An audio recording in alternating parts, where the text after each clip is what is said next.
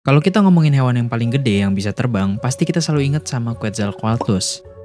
Salah satu Pterosaurus yang gedenya sejerapah dan lebar sayapnya bisa sampai 10 meteran. Jadi ini udah kayak tiang listrik aja kalau dibuka sayapnya.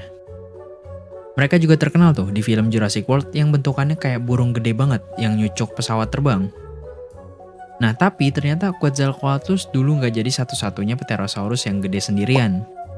Ada lagi Pterosaurus-Pterosaurusan yang ukurannya gede banget.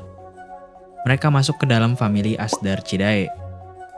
Pada video kali ini kita bakal bahas semua yang kita tahu tentang Asdarchidae, mulai dari Asdarchidae itu apa, sejarahnya, kehidupannya, dan gimana cara ini hewan dengan berat 250 kg bisa terbang. Ya gede banget kan, aneh kalau terbang. Tapi sebelum dimulai, hampir semua materi dari video ini gue dapetin dari tulisan blog dan bukunya Bang Mark Witten tentang Pterosaurus dan juga Asdarchidae. Jadi jangan lupa dicek. Terus please banget ini mah, di-subs dulu ya, please. Oke, ayo kita bahas.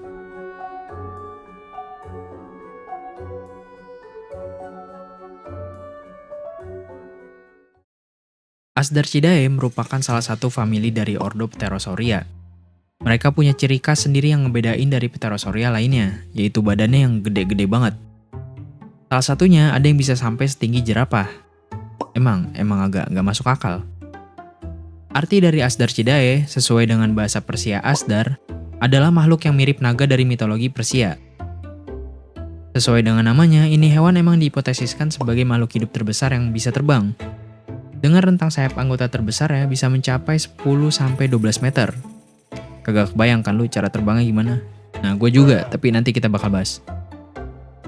Mereka dulu pernah menjadi hewan yang banyak banget keberadaannya. Mereka dulu hidupnya pada awal Cretaceous atau sekitar 145 juta tahun yang lalu, sampai pada akhir-akhir Cretaceous atau sekitar 65 juta tahun yang lalu. Dengan rentang waktu yang bisa diperkirakan cukup lama banget, yaitu sekitar 80 juta tahun. Yang artinya hampir setengah era Mesozoik ada ini family. Dan ini juga menjadikan Asdarchidae sebagai member dari Pterosauria yang paling lama hidupnya. Bayangin tuh, seramai apa langit purba zaman dulu. Beberapa genusnya mungkin kalian pernah dengar juga namanya. Contohnya kayak Hatzygopteryx, Quetzalcoatlus, dan Aramborgiania. Fosil dari hewan ini pertama kali ditemukan pada tahun 1930-an atau 1940-an pada endapan fosfor di Jordania yang berumur sekitar 70-65 juta tahun yang lalu. Saat itu kita belum tahu gambaran pasti hewan ini apaan. Tapi dari bentuk fosilnya, awalnya kita ngira ini bagian berasal dari sayap hewan yang gede banget yang bisa terbang. Karena bagian fosilnya itu cukup gede, yaitu sekitar 62 cm. Pas pertama kali dideskripsiin sama Camille Aramborg, seorang paleontologis asal Prancis, ini fosil awalnya dikasih nama sebagai Titanotherix, yang punya arti sayap yang gede. Selang beberapa tahun setelahnya, tepatnya di tahun 1970-an, fosil-fosil yang mirip juga berhasil mulai ditemukan. Tepatnya pada formasi Javelina di Texas Big Bend National Park, Amerika. Douglas Lawson dan juga rekan-rekannya berhasil menemukan fosil-fosil yang diperkirakan berasal dari sayap hewan yang gede banget, yang tentunya mirip-mirip sama Titanotherix tadi. Fosil ini kemudian dikasih nama sebagai Quetzalcoatlus northropi, yang kayaknya Pterosaurus paling dikenal sama banyak orang. Penemuan fosil yang lumayan lengkap, terutama pada bagian tulang lehernya dari Asdarchidae pada rentang tahun 1970-an, akhirnya ngasih kita gambaran sama Titanotherix tadi. Sebelumnya, kita nganggep bagian yang ditemuin itu berasal dari bagian sayapnya. Tapi ternyata bagian itu berasal dari tulang lehernya. Karena emang udah pede, akhirnya beberapa peneliti waktu itu mau resmiin penamaan Titanotherix sebagai nama resmi dari fosil yang mereka temuin. Tapi nama dari sayap yang gede ini sayangnya udah dipakai. Kalau lu nebak pasti yang pakai nama fosil Titanotherix yang gede ini juga monster yang gede, punya sayap yang gede, kayaknya lu salah. Karena Titanotherix ternyata udah dipakai sama nama dari laler yang kecil. Iya, laler yang kecil dinamain sebagai Titanotherix. Oke, jadi karena penamaannya udah dipakai, akhirnya fosil ini dikasih nama sebagai Aramborgiania. Sesuai sama orang yang deskripsi ini pertama kali. Dan sampai sekarang kita kenal sebagai salah satu Asdarchidae yang gede juga. Penemuan-penemuan fosil Asdarchidae jadi semakin sering pada tahun-tahun berikutnya. Oke, ini namanya kalau makin disebut makin aneh, tapi bismillah. Penemuan-penemuan fosilnya contohnya kayak penemuan Zhejiangopterus pada Cina, Asdar Kolankiolis pada Uzbekistan, Olga Drakobogolubovi pada Rusia. Ini nama apaan anjir? Dan juga sampai ke penemuan fosil yang kayaknya udah terkenal juga, yaitu Hatzegopteryx tambema pada Romania. Asdarchidae ini kayaknya bisa ditemuin hampir di semua benua, kecuali di Antartika. Fosilnya paling banyak ditemuin pada endapan yang berumur sekitar akhir Cretaceous atau sekitar 65 juta tahun yang lalu. Nah, saking banyaknya fosil Asdarchidae yang ditemuin, bisa nunjukin kalau ternyata mereka tuh dulu banyak banget keberadaannya. Dan bahkan bisa jadi fosil penanda juga buat lingkungan darat pada umur sekitar Cretaceous. Tapi perlu diingat, fosil yang ditemuin gak sefull yang bisa kita bayangin. Karena fosilnya kebanyakan ditemuin sebagai fragmen-fragmen kecil aja yang kudu disambungin dulu. Hal ini terjadi karena mereka juga punya tulang berongga atau hollow bones, seperti pada tulang burung-burung modern kebanyakan. Tulang ini bisa dibilang ngebantu mereka buat terbang dengan efisien. Makanya buat fosil burung-burungan atau hewan terbang dengan tulang yang berongga itu nggak terfosilkan atau jarang terfosilkan dengan baik. Oke, dari tadi kita ngomongin sejarah penemuan fosilnya. Sekarang gimana buat fosil-fosilnya? Kalau kalian berpikir ini hewan merupakan dinosaurus, ini tuh bukan. Justru Asdarchidae merupakan reptil yang bisa terbang, karena mereka masih masuk ke dalam ordo Pterosauria. Jadi apa yang ngebedain Asdarchidae sama member dari Pterosauria lainnya? Sampai bisa dibilang ini hewan masuk ke dalam Asdarchidae. Asdarchidae punya karakteristik yang cukup bisa diidentifikasi dengan gampang. Mereka punya tulang belakang dari bagian leher atau vertebra cervical yang panjang banget. Salah satunya ada yang bisa sampai 62 cm perluasnya. Dan itu pun belum lengkap fosilnya karena masih berupa fragmen aja yang disambungin dan ada bagian yang hilang. Buat perbandingan aja, vertebra cervical dari jerapah itu sekitar 30-40 cm perluasnya. Dan vertebra cervical manusia itu sekitar 2,5-3 cm perluasnya. Jadi bisa dibayangin seberapa panjang leher dari ini hewan. Meskipun nggak begitu lengkap tulang dari vertebra cervicalnya, tapi ukurannya yang gede ini udah bisa ngasih gambaran ke peneliti buat panjang dari lehernya. Salah satu contohnya kayak Aramboargania yang diperkirakan punya panjang keseluruhan leher yang artinya include sama tengkoraknya bisa sampai sekitar 3 meteran.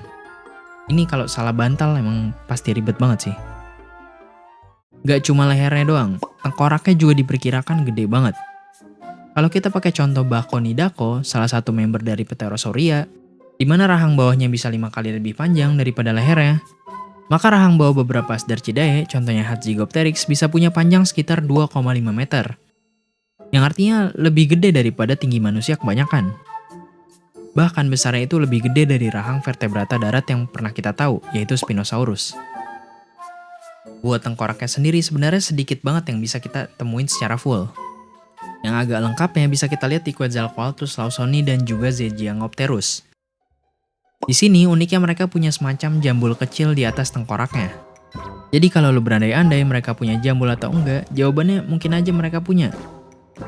Nah, kalau lu lihat di tengkoraknya itu ada semacam lubang gede banget. Bagian ini disebut sebagai nasal anorbital fenestra. Sebenarnya bagian ini tuh bisa kita temuin di banyak dinosaurus. Cuma ukurannya beda-beda aja. Mungkin bisa juga dibilang semacam bagian deket-deket tulang hidung kalau ada di manusia. Kalau di Asdarchidae, ukurannya itu gede banget. Diperkirakan ukurannya yang gede ini bisa ngebuat beban tengkoraknya jadi berkurang karena buat dibawa terbang pun jadi gampang. Kalau tadi kita ngomongin perkiraan ukuran fosilnya, jadi gimana perkiraan ukuran keseluruhan dari Asdarchidae ini? Asdarchidae sebenarnya ukurannya bervariasi banget. Kalau kita ngelihat dari ukuran rentang lebar sayapnya, itu bervariasi juga. Contohnya ada Montanasdarko yang punya rentang sayap 2,5 meter. Terus ada Asdarko yang punya rentang sayap 4-6 meter. Dan juga abang-abangan lainnya yang gede-gede banget, kayak Quetzalcoatlus yang bisa punya rentang sayap diperkirakan sampai 10 meteran. Beberapa fosilnya juga bisa ngasih gambaran ke kita kalau tinggi dari mereka itu gede-gede banget. Bisa sampai 5-6 meteran, kurang lebih seukuran sama jerapah. Buat beratnya sendiri diperkirakan bisa sampai sekitar 250-450 kg. Kayak gak mungkin aja kan segede gaban bisa terbang. Meskipun begitu, kebanyakan Asdarchidae diperkirakan punya badan yang proporsinya relatif kecil. terutama kalau dibandingin leher sama badannya. Contohnya, buat rentang sayap sekitar 10 meteran, mereka cuma punya panjang dari bahu ke pinggul yaitu sekitar 65-75 cm-an. Bagian torso mereka itu berotot banget, terutama di bagian bahu sama pinggulnya. Karena buat nunjang ukuran proporsi tubuhnya yang agak aneh itu. Ya, jadi kurang lebih leher mereka bisa lebih panjang daripada ukuran badannya. Agak aneh sih, tapi ya oke lah. Tapi tulang leher dari Asdarchidae itu nggak setipis dan serapuh itu kok, kayak di gambar-gambar. Walaupun mereka punya tulang berongga, tapi penelitian yang dilakukan oleh Bapak William dan kawan-kawan bisa ngasih gambaran kalau ternyata di struktur tulang dari Asdarchid itu ada banyak struktur rongga kecil yang bernama trabeculae. Struktur-struktur rongga ini yang bikin tulangnya kuat meskipun kelihatannya kayak gampang banget dipatahin. Buat gampang bayanginnya aja, mungkin kayak ban sepeda sama jari-jarinya aja yang support kekuatan bannya. Sekarang mungkin timbul lagi pertanyaan. Jadi, kenapa mereka bisa tumbuh gede-gede banget? Gue nggak nemuin artikel yang ngebahas dengan pasti gigantisme pada jenis Ordopterosaurus ini. Tapi di dalam bukunya, Mark Witten berpendapat kalau mereka bisa jadi gede, ya karena bisa aja. Dan kebetulan waktu itu lingkungannya juga mendukung. Beberapa kelebihannya yang mereka punya dengan badan yang gede, contohnya kayak mereka bisa ngurangin jarak tempuh ke suatu tempat. Terus juga bisa ngurangin tekanan dari predator, dan juga bisa makan-makan hewan yang gede-gede. Ada salah satu studi terbaru pada tahun 2023 yang nyelidikin gimana perkembangan Pterosaurus itu bisa sampai gede banget. Di dalam studinya dijelasin ternyata ada kemungkinan campur tangan orang tuanya yang ngerawatin anak-anaknya supaya mereka bisa tumbuh secara cepat sampai gede-gede. Nah implikasinya, jadi kemungkinan Asdarchidae ini juga merupakan anak mami, sehingga badannya bisa gede-gede banget dengan cepat. Sama kayak pterosaur lainnya, kemungkinan besar tubuh dari Asdarchidae itu dilapisin sama yang namanya pycnofibers. Pycnofibers ini bukan bulu-buluan yang kayak kita temuin di aves modern sekarang ini. Pycnofibers ini mungkin juga sejenis bulu-buluan yang mirip kayak rambut, tapi ini bukan rambut dan juga bukan bulu. Pokoknya ada kategori sendiri selain rambut dan bulu yang cuma dinosaurus doang yang punya. Beberapa pycnofibers yang ditemuin itu emang ada tanda-tanda kalau dulu mereka punya pigmen warna. Tapi gue gak nemuin studi manapun yang ngebahas tentang warna Asdarchidae ini. Karena emang kebanyakan yang ditemuin itu fosil lehernya sama beberapa fosil tengkoraknya aja. Jadi gak ada warna bulu yang bisa kerekam dengan baik. Sekarang kita ngomongin kakinya dan juga lengannya. Asdarchidae pas lagi di darat jalan menggunakan kaki dan lengannya sebagai tumpuan. Hal ini sesuai dengan fosil jejaknya yang berhasil ditemuin. Lengannya emang diperkirakan kuat banget. Bahkan sesuai dengan studinya, dihipotesiskan terdapat 50 kg otot pada bagian pektoralnya atau bagian dadanya. Jadi selain buat menunjang tubuhnya yang gede, otot ini juga digunain buat membantu terbang. Nah di sayapnya itu nggak ada bulu-buluan. Yang ada, kurang lebih mereka menggunakan membran yang disebut sebagai patagium. Yang kita bisa lihat juga di beberapa hewan modern lainnya, kayak kelelawar. Fosil-fosil Asdarchidae yang gede-gede sebenarnya cuma sedikit doang yang ditemuin. Mark Witten pada bukunya nulis kalau fosil dari Asdarchidae yang gede-gede mungkin muat di dapur rumah kita. Karena emang ada dikit-dikit dan kecil-kecil banget bentukannya. Hal ini mungkin jadi sebuah batasan juga buat kita tahu lebih banyak tentang Asdarchidae dan ukuran aslinya semana. Terutama batasan ukurannya, kan agak-agak ngotak juga kalau yang kita temuin itu ternyata bukan ukuran dewasanya. Tapi melalui beberapa penelitian dan juga rekonstruksi, diperkirakan Asdarchidae itu ukuran rentang sayapnya nggak bisa lebih dari 12-13 meter. Karena diperkirakan udah nggak bisa aja dan nggak efisien buat terbang. Nah tapi sekarang jadi timbul pertanyaan, emang Asdarchidae yang ukurannya gede banget bisa terbang? Kalau dipikir-pikir emang agak nggak logis juga, gimana jadinya ada hewan yang seukuran jerapah dengan berat 250 kg itu bisa terbang? Karena bisa jadi terlalu berat dan susah kayaknya ngebayangin ada binatang segede jerapah dengan rentang sayap 10 meter bisa terbang. Jujur serem juga sih kalau dibayangin, apalagi dikejar. Dalam bukunya dan juga beberapa artikel yang ditulis oleh Mark Witten, beliau berpendapat kalau Asdarchidae, terutama yang gede-gede banget itu, justru sangat mungkin buat bisa terbang. Witten dan Nash berpendapat kalau sebenarnya Asdarchidae itu ngabisin kebanyakan waktunya di daratan. Mereka terbang kalau emang ngerasa terganggu doang, atau emang pengen berpergian jauh aja. Nah, yang jadi problem buat mereka terbang, pertama-tama tentu mereka harus melontarkan badannya dulu. Ini kita bisa lihat juga di semua hewan yang bisa terbang. Mereka perlu melontarkan badannya dulu yang kurang lebih mirip-mirip gerakannya sama gerakan loncat. Kalau kita lihat pada burung, mereka ngelontarin badannya pakai kekuatan kakinya. Di mana strategi buat ngelontarin ini dinamain sebagai bipedal launch strategies. Sato dan kawan-kawan beranggapan kalau berat maksimum yang bisa dibawa pakai bipedal launch itu adalah sekitar 40 kg. Lebih dari itu udah nggak bisa aja buat ngelontarin badannya. Burung-burung gede yang pakai strategi bipedal launch ini emang terkenal punya struktur kaki yang lebih kuat.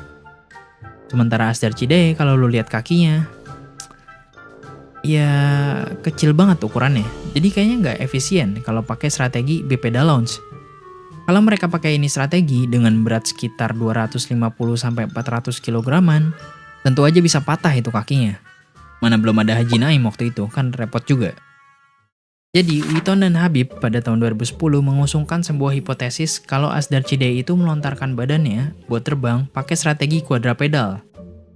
Strategi ini sebenarnya didasarkan kalau kebanyakan Pterosaurus itu punya lengan yang lebih kuat daripada kakinya. Kurang lebih kita juga bisa lihat strategi quadrupedal launch ini pada kelelawar. Mereka menggunakan kekuatan lengannya buat melontarkan badannya.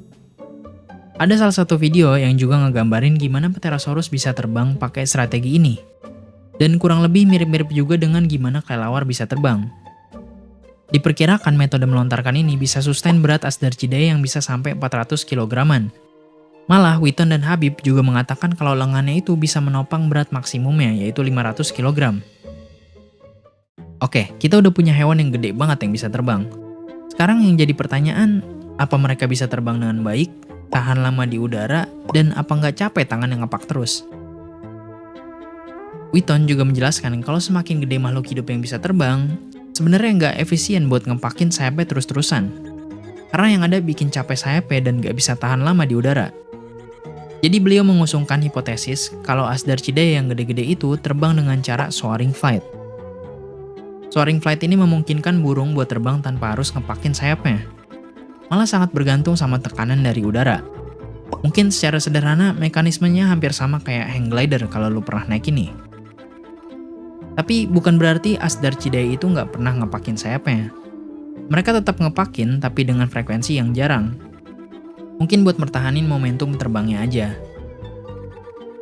Wheaton dan Habib berpendapat kalau dengan berat sekitar 200 kg dan lebar sayap 10 meter, diperkirakan Asdarchidae bisa terbang dengan kecepatan 30 meter per second. Dan diasumsikan mereka bisa terbang sejauh 16.000 km tanpa turun ke darat. Buat muterin bumi pun kayaknya gampang kalau mereka nggak mager. Emang agak menarik sih ada jerapah bisa terbang. Sekarang mungkin kita bahas tentang kehidupan Asdarchidae. Kita tadi udah bahas tentang penemuan fosil Asdarchidae pada formasi Javelina di Big Bend National Park, Texas, Amerika. Formasi Javelina dulunya merupakan dataran yang banyak air mengalir. Diperkirakan juga merupakan dataran banjir dengan densitas pepohonan yang nggak begitu banyak. Kalau lu pernah nonton Prehistoric Planet, sempat ada tuh penggambaran Quetzalcoatlus yang lagi berebut makanan sama T-Rex. Kurang lebih daerah cakupan habitatnya sampai ke daerah pesisir. Dulu, Quetzalcoatlus juga hidup berbarengan sama Almosaurus dan juga T-Rex. Walaupun pada formasi ini cuma ditemuin 3 fosil hewan yang tadi gue sebutin, tapi diperkirakan lingkungannya juga kaya akan sumber makanan yang lainnya. Jadi kira-kira dengan anatomi tubuhnya yang agak-agak itu, gimana cara Asdarchidae ini cari makan dan makan makanannya? Sebenarnya ada hampir semua studi yang ngedukung berbagai hipotesis. Kemungkinan cara makan Asdarchidae kalau disamain sama cara makan burung-burungan modern. Mulai dari makan bangke, nyucuk tanah buat nyari makan, wading atau berdiri di pesisir nunggu ada makanan, skim feeding atau nyerok permukaan air, ngincer makanan dari atas langit, sampai nyari makannya di darat dengan cara berburu. Dari semua hipotesis yang gue sebutin tadi, kita bahas beberapa aja yang kira-kira sesuai sama anatomi dari Asdarchidae. Dulu, Asdarchidae dipercaya merupakan hewan yang makan dengan cara skim feeding. Skim feeding ini cara makannya unik. Mereka tinggal masukin aja bagian paruh bawahnya ke perairan, jadi semacam nyerokin ikan-ikan aja ataupun hewan laut yang ada di permukaan laut. Tapi hipotesis ini ternyata ada kelemahannya juga. Kalau dipikir-pikir, Asdarchidae pada punya kepala dan leher yang lumayan gede. Dan kayaknya bakal jadi berat banget dan pegel aja kalau mereka harus ngangkat kepalanya setiap selesai skimming. Hipotesis lainnya contohnya pemakan bangkai atau scavenger dan juga wading atau masukin bagian paruhnya ke dalam air. Hipotesis ini diperkirakan juga cocok sama ukuran dari paruhnya. Karena mereka bisa masukin sebagian paruhnya yang panjang dengan efisien ke dalam bangkai ataupun ke dalam air. Hipotesis yang paling orang percaya sekarang, Asdarchidae itu merupakan hewan yang makan dengan cara ngegadoin makanan yang ada di darat aja. Anggota gerak badannya sangat cocok buat mereka jalan dan mencari mangsa apa aja yang mereka bisa temuin. Mereka diperkirakan kebanyakan makan daging-dagingan, kayak dinosaurus kecil, telur dinosaurus, dan daging apapun yang mereka bisa temuin.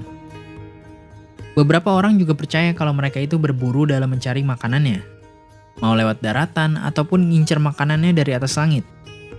Cuma kalau berburu di daratan kayaknya agak nggak efisien. Karena coba bayangin ada binatang segede gaban tiba-tiba deketin lo. Yang ada lunya kabur duluan. Nah di sini leher yang panjang itu berfungsi. Lehernya yang panjang juga diperkirakan bisa ngambil langsung mangsanya tanpa harus nakut-nakutin dulu pakai suara yang dihasilin dari gerakan kaki ataupun lengannya. Sekarang kita bahas hal yang selalu ditanyain sama orang-orang. Gimana cara Asdarchid kawin? Sampai sekarang gue belum nemuin tentang studi yang ngebahas gimana cara mereka kawin. Dan kayaknya aneh banget kalau kita bayangin ada burung 5 meter kawin. Kalau lu pernah nonton Prehistoric Planet, kalau nggak salah ada scene di mana Quetzalcoatlus itu ada ritual dulu sebelum kawinnya. Tapi itu cuma spekulatif berdasarkan kebiasaan burung-burungan modern pas mau kawin aja. Soalnya ribet juga kan ada burung gede kalau ritualnya nari-nari dulu, kayak capek duluan. Buat telurnya sendiri sebenarnya sempat pernah didiskusin di dalam film dokumenter Dinosaur The Final Day. Di dalam situ disebutin kalau ada telur yang ditemuin di Tanis Dixside Hell Creek, North Dakota, Amerika, yang kemungkinan merupakan telur dari Asdarchidae. Telurnya punya struktur cangkang yang cukup unik. Materialnya hampir sama kayak telur reptil modern.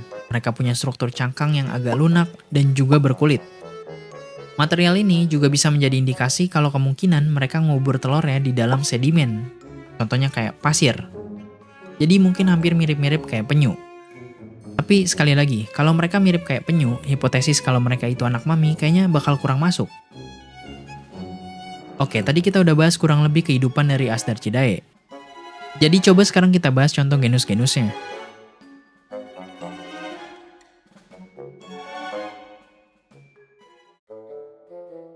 Quetzalcoatlus kayaknya ini genus yang paling terkenal dari Asdarchidae.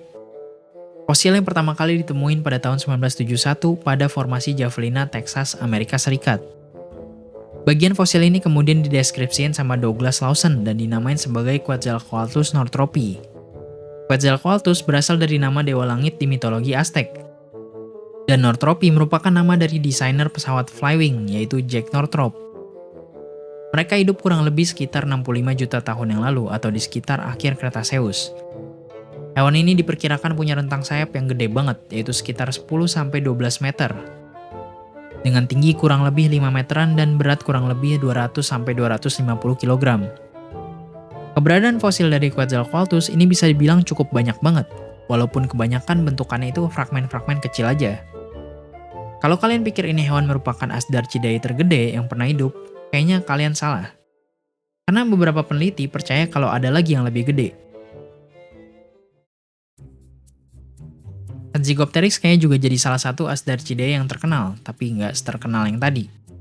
Fosil yang pertama kali ditemuin sekitar pada tahun 2002-an, di endapan Maastrichtian pada Romania. Sampai sekarang yang kita tahu cuma ada satu spesies doang, yaitu Hatzegopteryx tambema. Mereka kurang lebih hidup seumuran sama Quetzalcoatlus, yaitu sekitar 65 juta tahun yang lalu, di akhir-akhir Cretaceous. Estimasi dari ukuran badannya sampai sekarang masih banyak didebatin, karena emang cuma ada satu spesies doang. Diperkirakan rentang sayap nih hewan bisa sampai 10 hingga 12 meter. Jadi masih bisa aja buat ngalahin Quetzalcoatlus kalau masalah gede-gedean badan.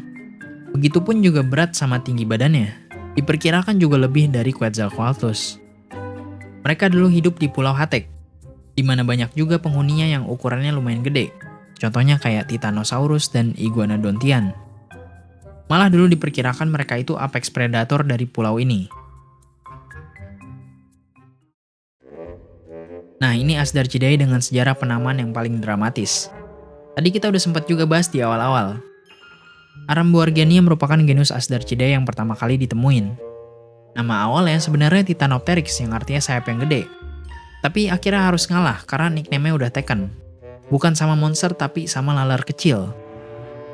Aramboargenia hidup pada akhir-akhir Cretaceous. Ini akhir-akhir Cretaceous emang lumayan serem juga ya, banyak hewan gede yang terbang-terbangan. Hewan ini punya rentang sayap sekitar 8-10 meter. Walaupun punya ukuran sayap yang nggak begitu gede kayak saudaranya, tapi ukuran tingginya juga lumayan gede. Mereka diperkirakan setara sama Quetzalcoatlus atau sekitar 5 meteran, mungkin kurang dikit kali ya. Banyak yang masih kita belum tahu tentang ini hewan, karena fosil yang ditemuin itu kebanyakan berasal dari tulang lehernya doang. Jadi harus main puzzle-puzzlean lagi.